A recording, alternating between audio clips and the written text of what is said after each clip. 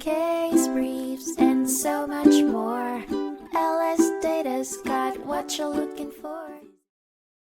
In 1962, the United States Court of Appeals for the Second Circuit heard the case of Essex Universal Corp v. Yates, which centered on the restrictions of transferring control within a corporation to protect the company and its shareholders. The case involved a contract that stipulated the sale of 28.3% of the corporation's stock and included a provision allowing the buyer to replace the board of directors with a majority of their choosing.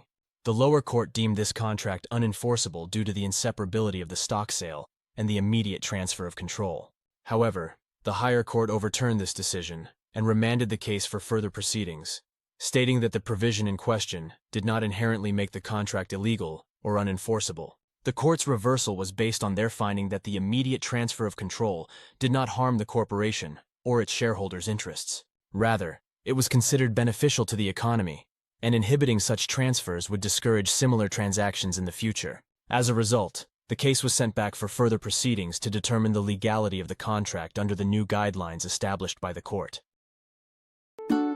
Case briefs, and so much more. LSData's got what you're looking for. Visit lsd.law, elevate your mind, leave the stress of class.